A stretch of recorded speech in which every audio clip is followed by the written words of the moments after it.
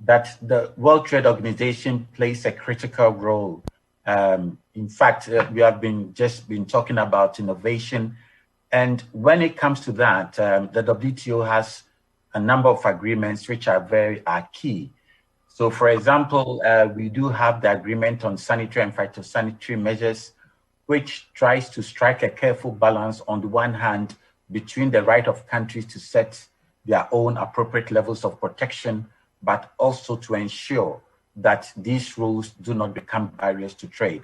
So apart from, trying to have a level playing field to enhance productivity, to ensure that, for the WTO also to contribute to sustainability, because clearly, as some of my colleagues have just stated, we are so much interdependent. And I think if you look at the way trade in agricultural product has increased, currently, according to WTO statistics, world trade in agricultural products is between 1.5 to 1.8 trillion.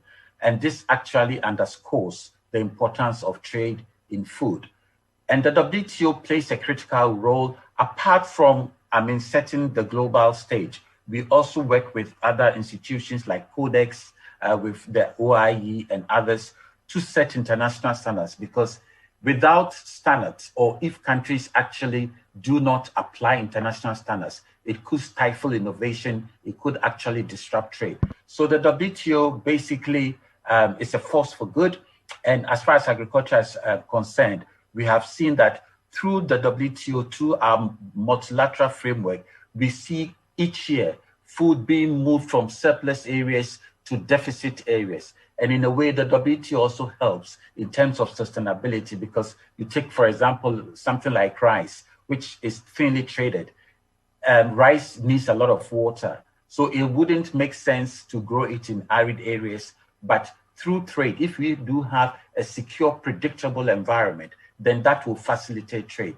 We have seen that in the wake of COVID, a number of countries imposed export restrictions. And that changed the narrative. A lot of countries then said, well, look, we may have to grow or go local. And that was because of the reaction. But the WTO has since reminded its members their basic obligations, that they need to be open. And I think FAO, IFRI, all of them, showed that global stocks are plentiful. And as such, it was unnecessary for countries to impose export restrictions. A number of countries have rolled back, and clearly, one of the things that WTO want to do is to further improve our rule book.